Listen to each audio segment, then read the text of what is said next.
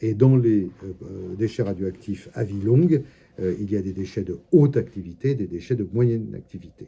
Et donc le projet CIGEO est entièrement dédié à la gestion des déchets de haute et moyenne activité, sachant que pour le centre de l'Aube, les centres de stockage, le centre de stockage existe et est opérationnel actuellement à Soulaines.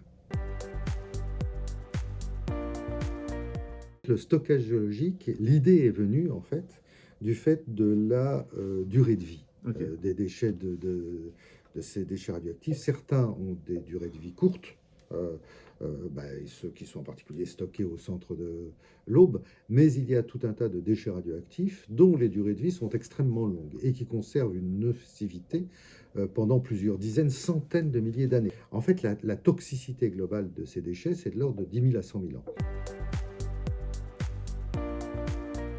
L'idée du stockage géologique est apparue parce que les géologues sont habitués à manipuler des durées de dizaines, centaines, millions d'années, milliards d'années. Pour un géologue, une couche géologique de plusieurs dizaines de millions d'années, c'est une couche géologique jeune. Voilà.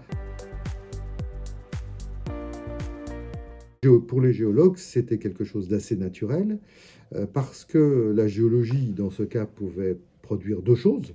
D'une part, l'isolation, parce qu'il ne faut jamais oublier que l'objectif de tous nos travaux, c'est d'isoler ces déchets radioactifs de l'environnement et également de les confiner.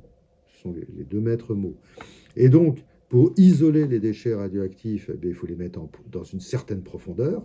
Et pour les confiner, on a recherché des roches qui pouvaient permettre de bloquer les déchets radioactifs à l'intérieur d'une formation géologique. D'où le caveau oxfordien. Alors nous, ici, c'est une roche argileuse qui a été sélectionnée. Une roche argileuse, voilà une roche argileuse de 165 millions d'années. Les déchets de moyenne activité vie longue sont stockés dans des grands alvéoles d'environ 400 à 600 mètres de longueur et 10 mètres de diamètre, alors que les déchets de haute activité vie longue seront stockés dans des micro-tunnels qui feront entre 150 mètres, 200 mètres, 300 mètres. Je ne sais pas dans les années 2085 à quelle longueur on sera, mais de façon à ne pas avoir une charge thermique importante, c'est-à-dire une élévation de température trop importante sur le stockage, eh bien on sera obligé de répartir ces colis sur une grande surface. C'est ce qui explique l'emprise du stockage de déchets radioactifs sur environ 15 km² actuellement.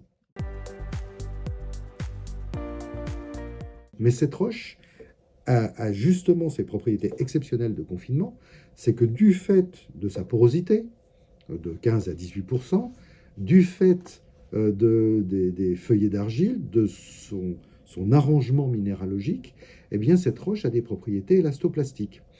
Et alors c'est pas forcément une très bonne nouvelle quand on veut construire des galeries, mais c'est une très bonne nouvelle parce que dans la formation, et on l'a pu le faire avec près de 3 km de galeries horizontales maintenant, on n'a jamais trouvé de fracture naturelle.